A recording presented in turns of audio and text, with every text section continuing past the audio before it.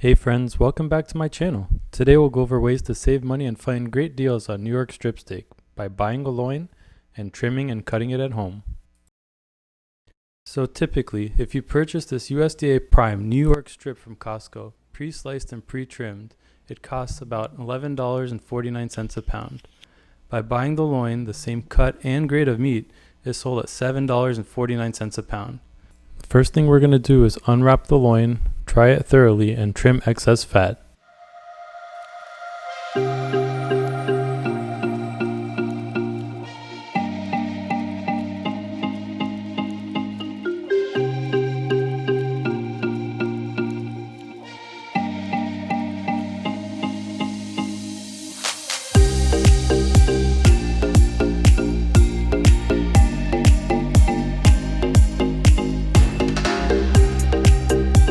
Next, we're going to cut the loin into individual steaks.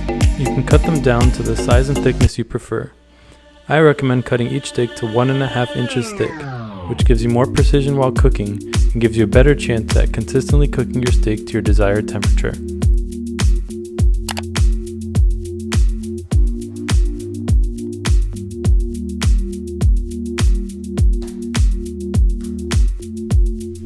So now that we've got the steaks all cut up, got about 10 pieces of steak from that one loin. I'm going to use coarse kosher salt. You can use diamond crystal salt. I like the coarse cut because you can see exactly how much is going on. Normal salt, I mean, it all tastes the same, but this way you don't over salt it. And then we're going to do black pepper, freshly ground, and garlic powder.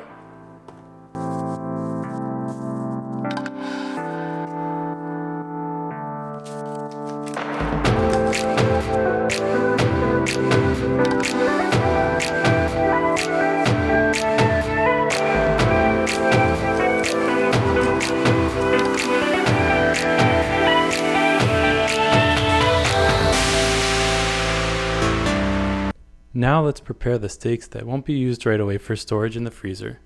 This is important so we can keep the steaks fresh until ready for use. I prefer to vacuum seal since it prevents freezer burn and also makes it easy to pull out a bag and drop it into the sous vide when I'm cooking. Ziploc bags will also work here, just make sure to seal and remove as much air as you can. The vacuum sealer I'm using is the Nesco VS12. I did some research and based on reviews, I liked it better than the Food Saver. I'll leave a link in the description below. Let me know in the comments if you'd like to see a video just about the Nesco. One tip when getting the bags ready is to do this fold as shown to keep your hands from getting dirty. You're welcome.